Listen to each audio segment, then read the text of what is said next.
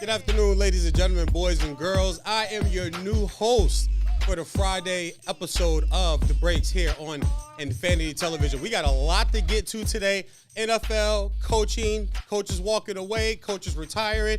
We got a lot of NBA also to get into. Plus, we'll talk about the Michigan Wolverines and the Natty. All that coming up on your next episode of The Breaks. And these are the breaks. These are the breaks. You know what it is.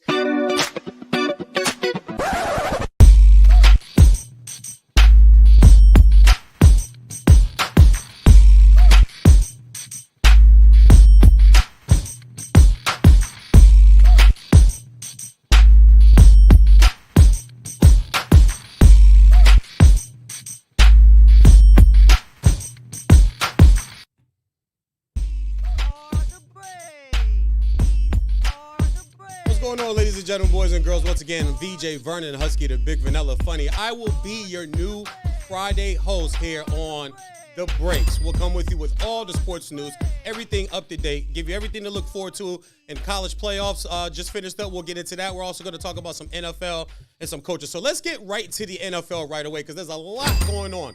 We know this is super wild card weekend. Some great matchups, some matchups from the sports gods. Matthew Stafford for the Rams goes back up to Detroit where they drafted the number one overall back in 2009, where he just couldn't get it done there. Had some good seasons, but just couldn't get it done.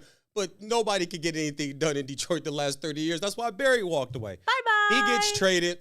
Goff goes from the Rams up there. All he does is go up there since he's been there is throw for over 12,000 yards. Like, he has been on fire, 4,000-yard passing season. So that's a game that we're going to look into a little later to the show. And then also, you got my man Mike McCarthy with the Dallas Cowboys and his Packers and Jordan Love, who I like a lot. That kid's got some moxie. He can play the position. You got to get some guys healthy and able to play. They've had running back carousel, the receivers. Let's not even talk about Christian Watson and what he's done this year after the promise he showed last season. He didn't show up at all like he should have this year. That's also hampering him. But that's another big playoff game. The Packers are going to go into Dallas. Dallas has been great at home. If this game was up in Lambeau, I might waver a little bit on it. Okay. But not to give it away just a little bit too much right now. Dallas should grab that one. And then also the Dolphins, my mighty Miami Dolphins, man. We choked the AFC East away. There's no other way to say it. We choked the AFC East away, and you just have to admit that as a real fan. But we have the opportunity for Tyreek Hill to go into the frigid. Did I really hear minus 30 wind chill? I don't even, where are they playing the game? In Antarctica?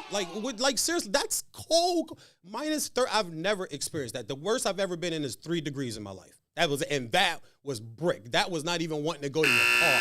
That was, okay, I might invest in one of them car starters from the window, click, click, and let that bad boy warm up before I go out there. That's the type of code the Dolphins will have to deal with going to Kansas City. Kansas City hasn't had the offense we're used to seeing, but Miami is 1-9 in games under 40 degrees in their last 10. So doesn't fare well for the Dolphins. We'll get more into that. But there was an NFL coach, too, that decided to part ways with his franchise. He's been there for over 20 years. He's won a bunch of Super Bowls, set a bunch of records. He might pass Don Shula as the winningest coach in NFL history. Mr. Bill Belichick has decided to part ways. Jared Mayo, I believe, is already the name that's going to be the head coach, the next head coach for the New England Patriots. But, I mean, Bill Belichick, whether you liked him or not, he leaves his mark on the NFL. He just does. I mean, we can go to Spygate. We can go to Deflategate. We could go to a lot of things. But I'm a football player, man, and I'm old school. And I believe that everybody bends the rules. Everybody bends the rules in football. But you still have to out-tackle me, out-block me. It's such a physical man-on-man game that, knowing run rights coming doesn't matter. The NBA knew the pick and roll was coming with Stockton and Malone. You still couldn't stop it. MJ and Kobe's fadeaway was coming. You could do nothing about it. You knew it was coming. So I never call him a cheater. I think he just kicked the envelope over the line a lot, and he was smart enough to do it with really great players that weren't all high draft picks. We know the story of Tom Brady. Look at the receivers he had to play with, other than Randy Moss having 25 touchdowns. That one season he was up there, 2 seasons was up there, but the first year he got there, it was fireworks. They go 17-0. That's still coaching and still Jimmy's and Joe's on the field. So I think it is time for Belichick to go. I think the game has passed him by. I'm not sure if I'm one of these teams. You have Carolina, Vegas, Washington, the Chargers, the Seahawks, all need head coaches. I'm not sure, and maybe a few after the playoffs are done, Philadelphia Eagles. I'm not sure I would go after him. I would probably look in a different direction. Jim Harbaugh's name has been out there, too, and we'll get more into him when we go with Breaks University later in the show. But some of the other intriguing matchups, too. We also have the Browns at the Texans, and I really like this game. The Browns have already beat them. I know they're playing with house money with Uncle Flacco. I mean, Joe Flacco, I think he's got a grandkid in the league. The dude he's old. You know what I'm saying? It is what it is. But I do believe that defense that's ranked number one. This is only a 2-point game. DraftKings had it at this morning when I checked in it. But I do believe this is a defensive game. I'm hearing people call for a lot of points, and I don't see a lot of points in this game. I think the defenses show up. You have the Texans that have a really good defense. They've been able to stymie some opponents this year. But I do think the experience of Flacco, and we always see at least 2 wild card teams win on the road. I think this is one of the games where just the more veteran, better team, Houston, it's been a nice run. But let's just get real. You pull Jonathan Taylor, the Indianapolis Colts, off the field on 4th and 1. It's the biggest play of the season. And you have your quarterback throw to the flat to a guy that's got like 4 or 6 catches, can't remember the exact number, all year long. That was your game plan. So the Texans, you're there, respect. But if they execute, you're not there. So I think Cleveland takes this game. The Bills and Steelers game, I didn't even really want to touch. I don't like big spreads. As we go on here, as I host the Breaks on Fridays here, and then also other show we have on here, also Veejay said what I said. That's Saturdays at 9 a.m. on infinitytv.com. I don't like big spreads, and you guys will find that out when I talk about betting and spreads and numbers. I love that part of sports, especially college and NFL football.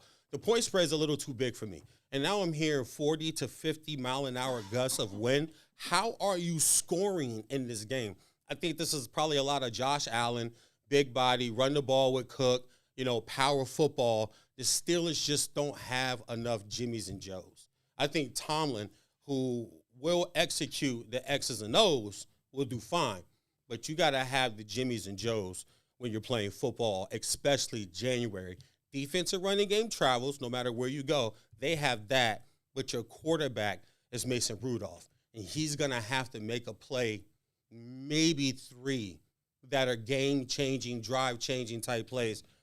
I don't think he has that in him. Buffalo, I don't like this spread, though. This feels like 13-16, 14-17, somewhere in that area. Just with the wind chill, the snow, there was a report out that they were considering, the NFL PA was considering having the game moved because you can't get there. You can't play there. It's got so much snow. Bye-bye. It's crazy. The Buffalo Bills are building a new stadium. You know what it doesn't have on it? A roof. Now, I know football should be played outside. I get that. But you can do like a SoFi Stadium type thing. You can do like a Canopy, Hard Rock Stadium, Miami Dolphin type thing. So when you get hit with 37 feet of snow right before a playoff game at home, you might be able to get the fans in and out and don't have to worry about possibly moving. If you guys seen, go on YouTube, go in there, look at the screenshots of the Buffalo Bills Stadium. You can't see, it's filled almost up to somebody just dumped snow in the stadium. It's filled all the way up to the top. So I like the Bills to take this game, but I don't think they cover the spread. I saw 9.5. I don't think it's that much. The wind's going to be up. Once again, how are you throwing the football?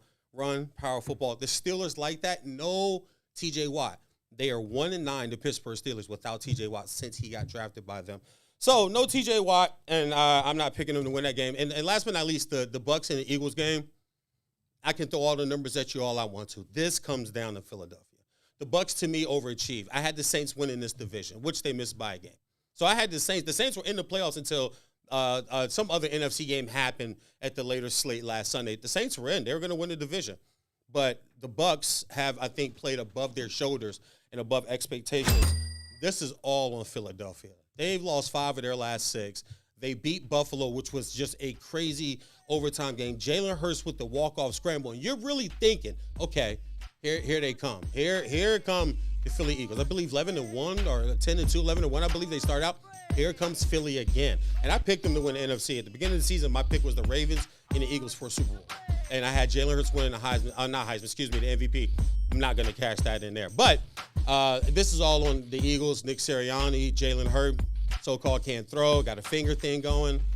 You guys got to clean this up. They have to win. If there's a must-win of any of these games in Super Wild Card Weekend, it's the Philadelphia Eagles down in Tampa. So that's our NFL prediction, at least mine. Playoffs for Super Wild Card Weekend. We got to go to break real quick. When we come back, we will get into the Breaks University, and I think y'all know where I might be going. Go Blue.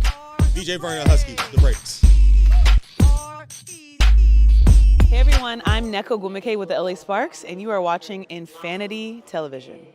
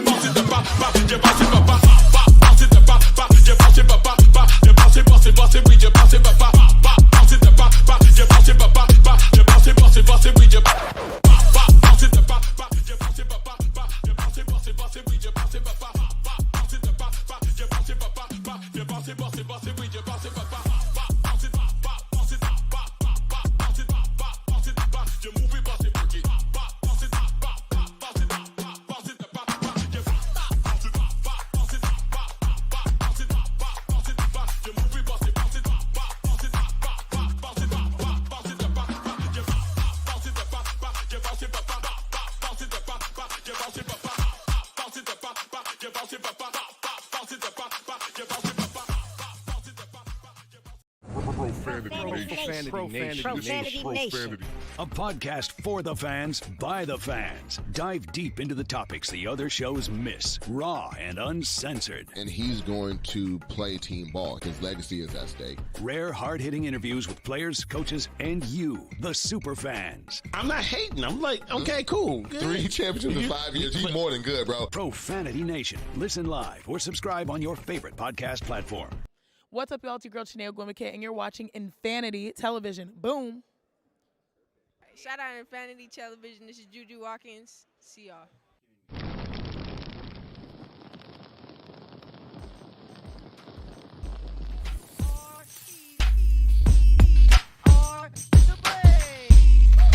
What's going on, ladies and gentlemen, boys and girls? Veejay, Vernon, Huskey here on Friday edition of The Breaks on Infanity TV. So let's jump right into Breaks University, one of my favorite segments here, because we get to talk about the collegiate game. We get to talk about the kids, the marching bands, the rivalries, the tailgating, all that good stuff. And there was something that happened over the course of the last 2 weeks. Oh, yeah, that's right, the college football playoff, the 2023-2024 college football season.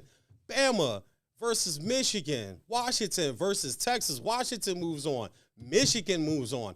And there's no way Michigan can stop Washington's prolific offense that's number 1 in the nation this year, right? There's no way that can happen. I mean, Michigan stole all the signs, and Michigan did this and did that, and Jimmy Burgers brought a kid a cheeseburger, and all these things did nothing but galvanize the Michigan Wolverines as they went in to the national championship game Monday night in Houston, Texas, and blew away the Washington Huskies 34-13. Winner! You see the smile on my face. Y'all know how I'm feeling. Michigan fan since 1985. The very first football team I ever played for was the Lee Franconia Wolverines. My mom and my older brother signed me up for them.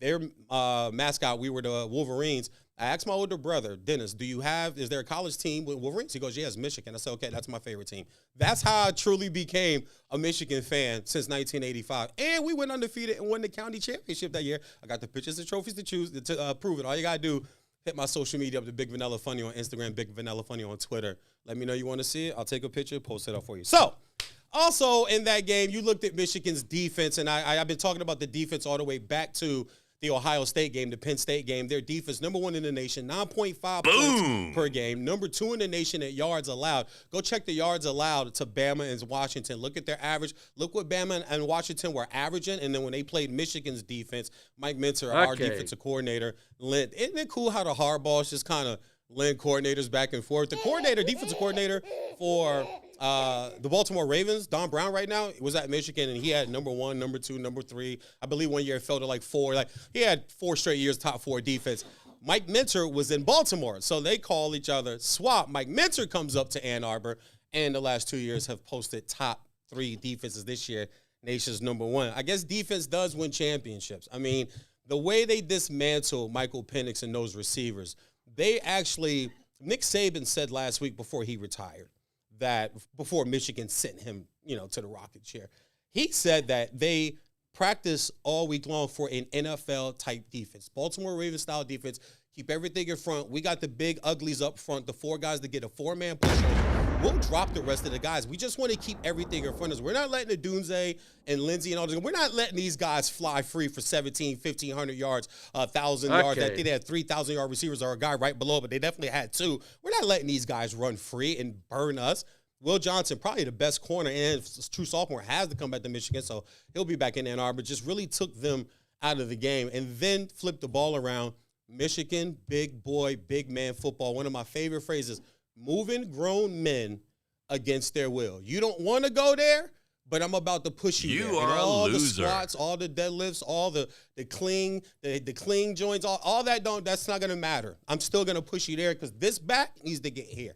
And when you see that 303 yards, a national championship game record of all time of rushing, they just ran the ball. Blake Corum, Donovan Edwards, first 2 times he touched the ball, touchdowns. Michigan flexed early.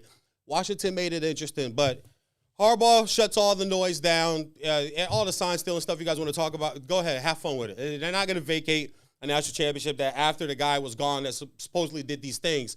They're not going to vacate it when they showed it. We went on the road at Happy Valley, beat Penn State, top 5 defense, then went to had Ohio State, number 2 defense in the nation, beat them. Iowa, a top 5 defense in the Big Ten game, shut them out. Alabama, a top 10 defense in the league, shut them down. And then Washington, this prolific offense, we'll show you our defense. We'll shut them down too. So I think it ends all those questions. And it was probably, I watched Rich Eisen the other day, and he talked about how emotional this is because this is Michigan's really first true undisputed national championship. If you're old enough like me to remember, the polls used to reward the championship. We are the media, the coaches poll, we are rewarding it. So the last one for them was 97. And it split because Nebraska had Tom Osborne, who was clever enough to announce that he's retiring before their bowl game against Peyton Manning in Tennessee. So Michigan beat Washington State and Ryan Leaf, who ended up being the top 5 pick in the NFL. And the Rose Bowl with Charles Woodson won the Heisman from Peyton Manning that year. The media gave it to us. The coaches poll gave it to Nebraska. So it always kind of stung it's a rewarding one, but God, we gotta share with them. And they stink now. They're not even on our level. They should play the Big Sky Conference. And I covered the Big Sky Conference. Some of those guys make it to the NFL. Cooper Kupp is from the Big Sky Conference. There's some info for you guys right there. But I think it erases a lot of all of that. A lot of the talk, a lot of the Harbaugh can't win the big one. You see the jubilation, him, Jack, his brother, his mom. It's just, and the players. And Michigan's motto, those who stay will be champions. Blake could have left. Zach Zinter, All-American, unanimous offensive lineman, could have left. Broke his leg, I believe, in the Ohio State game. There are a lot of players that could have left. Donovan could have left. There are a lot of players that could have walked off and left. Colston could have left. He's a redshirt junior, so he had his 3 years there. He could have left. Those who stayed, the offensive linemen, everybody that came back, even Harbaugh, he entertained the NFL last year. We know that. But those who will stay will be champions. The guys that stayed, and I go back and I think about the years when Michigan had really great juniors that didn't come back. The only ones that came back and they just couldn't get it done went all the way undefeated to Ohio State, and that was Chad Henne and Mike Hart. That combo right there, Jake Long was the left tackle on that team. That combo right there came back for their senior year because they wanted to beat Ohio State, they wanted to win the Big Ten, and they wanted to possibly play in the big game, BCS game for a national championship, and it didn't work out for them. So for these guys to all come back the way they did, Blake Corum, all the other juniors, seniors that came, the grad kids, we really appreciate it. Hell, national champions, undisputed, reigning, defending Michigan Wolverines. When we come back, we will jump into some more sports news here on The Breaks. I got a lot more coming up for you guys, man. Y'all sit back and chill. Veejay, Vernon, Huskey, these are The Breaks. Hey everyone, I'm Neko Gumike with the LA Sparks, and you are watching Infanity Television.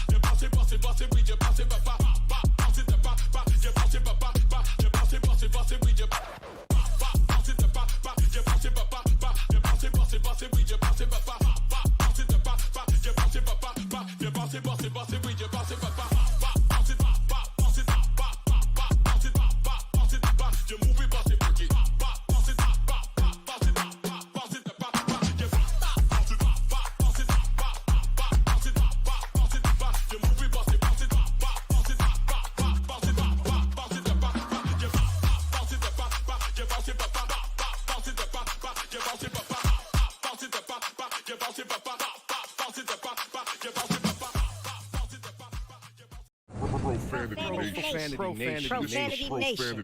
A podcast for the fans, by the fans. Dive deep into the topics the other shows miss. Raw and uncensored. And he's going to play team ball. His legacy is at stake. Rare, hard-hitting interviews with players, coaches, and you, the super fans. I'm not hating. I'm like, okay, cool. Good. 3 championships in 5 years. He's more than good, bro. Profanity Nation. Listen live or subscribe on your favorite podcast platform. What's up, y'all? It's your girl, Chanel Gwimike, and you're watching Infanity Television. Boom. Shout out Infanity Television. This is Juju Watkins. See y'all.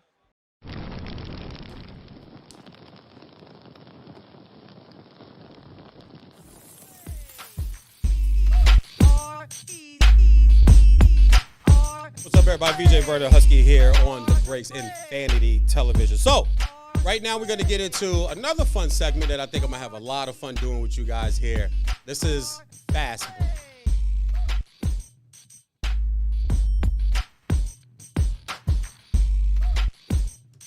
So, with Fast Break, we're going to jump into some NBA news and notes, man. Some things going on now. The NBA is a sport in the league that I normally get into around February. I'm such a football head. I'm such a pigskin head.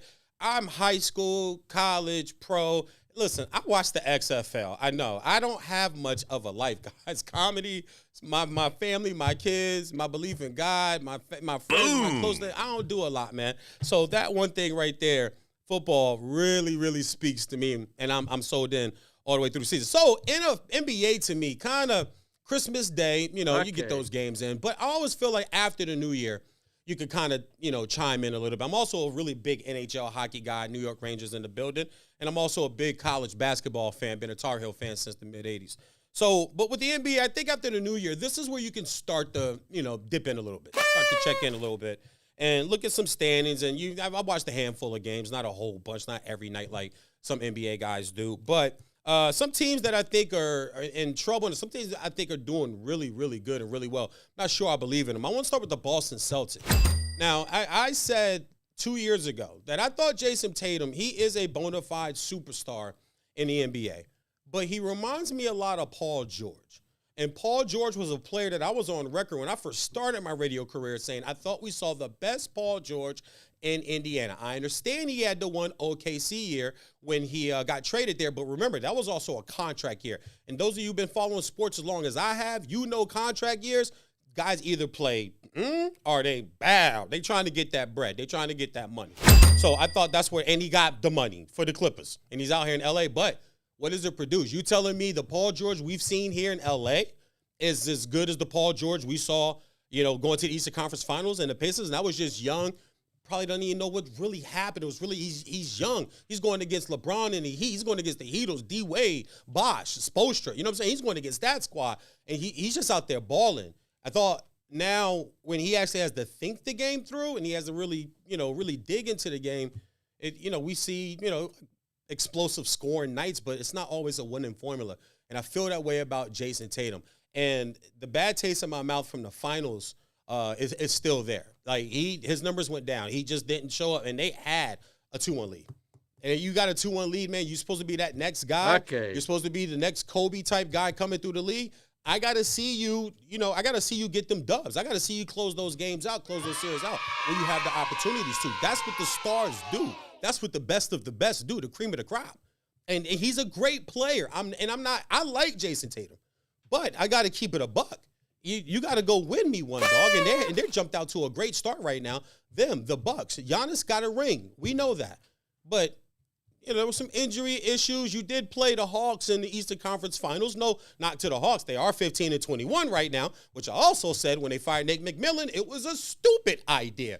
Why would you do that? Why are you letting these young players tell you what to do with these coaches? Take back power in the league. Stop letting a 23-year-old saying he can't play for a guy that put in 12, 13, 14, 15 years in his league, was all defensive on different teams, played in NBA Finals against Michael Jordan.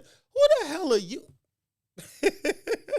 Y'all see how I get? That's why I leave basketball alone. That's why I don't mess with it like that right away. Because I watch basketball. I watch the NBA, and I'm like, come on, man. These guaranteed contracts, guys making 200, 220, 230 million, and I don't want to hear old guy. Yeah, I'm the old guy. Yeah, get off my lawn. I've been outside all damn day in the heat, pedicuring and cutting my lawn. No, I don't want you to walk across my grass. That make me old. You ain't help. It was hot out there. Ain't getting no water, no lemonade. Nobody brought me nothing. I did it myself. So, yes, I'm that old guy. But I look at Tatum. I look at Boston. Great regular season. I didn't like the Marcus Smart trade for Porzingis. I know Porzingis can put the ball in the basket, but I don't like giving up the heart of teams. The heart of teams is what help you win championships, especially in the NBA. You can have Kobe. You can have LeBron. You can have Jordan. If those guys aren't your heart, you need that other guy. You need that other top. When Paul Pierce won his championship for Boston, tell me right now that year who was the heart of that team. The big ticket, KG, Mr. Kevin Garnett. That was the heart of that team. But who was the best player? The best player was P2. Jesus Shuttlesworth was still banging threes. The heart of that team. Then they added Sheed. Come on now. I will get into Sheed later on my next show. We'll talk about Sheed. He's one of my favorite targets, one of my favorite NBA players. But I also look at teams like OKC and the Wolves. Young teams, young pieces, playing well. I think some of the bottom half of the West is kind of mind-boggling. You have the Lakers out here, Golden State. What's going on? We know what's up with Memphis, and now Ja's out for the year. So we know Memphis is done. We know Portland's done. And I feel for Chauncey Billups because I think Chauncey Billups can be a good NBA coach, but you got to give him pieces. They drafted a young kid out of the Ignite G League. I like his potential, but once again, I've seen you before. I'm not a basketball fan. I've seen you before, even with Ja, and I like Ja, but I've seen Ja before. When people are like, oh, my God, this guard, he's so fast, so athletic. Yeah, it's Derrick Rose. Yeah, that's Penny Hardaway. I've seen that, bro. Like, I'm of that ilk of sports. I'm of that age. If I see a guy, Zion Williamson, a poor man's Barkley. I said that when he was at Duke. It's a poor man's Barkley. If he don't watch his way, he going to New Orleans. Y'all ever been to New Orleans? Y'all ever eat that food down there? The best food city in America by far. And I got family from New York, and I live in L.A. Nothing beats New Orleans. That food down there it'll hit the gut. He's not eating salads. He's not a vegan down there. I can tell you that for sure. He got a lot of Zion got some more stuff going on anyway down there. But when I saw Zion, it was, Charles Barkley. And he'll never be Charles Barkley. Charles Barkley was on the Dream Team. Charles Barkley took his team to a finals and went head-to-head with MJ, the GOAT. He's never doing that. So I look at certain players and certain teams, young guys. If I've seen you before, you look good now, but let me see what you can really do. OKC is intriguing because of Chet Holmgren. Chet Holmgren being back, really, really intriguing. Some other teams on the bad end, the Pistons. My beloved Detroit Pistons, 3-35. What is going on? I said this when we hired Monty Williams. I only believe what I hear you say. I'm not worried about no reports. I'm not a report guy with sources. I think sources is one of the worst words in sports. So I don't even like using that. But I don't want to hear reports. I listen to what you say. Monty Williams said he's going to take time from a basketball. He's had some tragic things happen in his life. Praying for you, Brother Monty. But the Pistons put a deal on the table that nobody in America is going to say no to. It was $70 million with incentives to be guaranteed of $100 million. I don't care how much rest you want to go get. Charles Barkley is famous for saying the day he walked into the Rockets' office to retire, to tell them he's retiring, they gave him a 2-year contract extension. He said he picked up a pen and signed it, but he knew he couldn't play no more. He's been on the record for saying that. So Monty Williams, he doesn't want to coach right now, and that's okay. But you paid him $70 million, and you're going to have to pay for that one way or another. So that's my NBA take. Like I said, I'm still dabbling in it. I'll get y'all a whole lot more coming as we move on here, man, with your new Friday host, Veejay, Vernon, Huskey, the Big Vanilla Funny. These are the breaks. We'll be right back.